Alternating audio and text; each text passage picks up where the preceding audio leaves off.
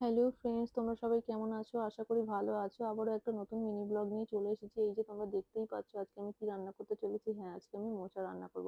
মোচা খেতে যতটা ভালো লাগে, মোচা বাছতে এবং করতে ঠিক ততটাই সময় এবং ধৈর্যের প্রয়োজন হয়। আমার এক বান্ধবী আমার কাছে আবদার করে মোচা রান্না খেতে চেয়েছে। তার উপর যদি বান্ধবী হয় উডবি মম, তাহলে তো কোনো কথাই রইলো না, আবদার তো মেটাতেই হবে। তাই আমি লেগে পড়েছি মোচাটাকে রান্না করার জন্য। প্রথমে মোচাটাকে ভালো করে সেদ্ধ করে নিয়ে কড়াইতে আলু আর নারকেলটাকে ভালো করে ভেজে তুলে রেখেছি। এবার কড়াইতে দুটো তেজপাতা আর গোটা জিরে ফোড়ন দিয়ে তাতে চিংড়ি মাছটা দিয়ে ভালো করে লাল লাল করে ভাজা হয়ে গেলে তার মধ্যে একটু জিরে বাটা আর আদা বাটা দিয়ে তার মধ্যে টমেটোটা দিয়ে ভালো করে কষিয়ে নেবো। একটু লবণ, একটু হলুদ আর সামান্য পরিমাণে চিনি দিয়ে নেড়ে চেড়ে তার মধ্যে ভেজে রাখা আলু আর নারকেলটা দিয়ে সেদ্ধ করে রাখা মোচাটা দিয়ে দেবো। এবার ভালো করে নেড়ে চেড়ে 10 মিনিটের জন্য ঢেকে দিয়ে নামানোর আগে 2 চামচ ঘি দিলেই আমাদের মোচা রেডি।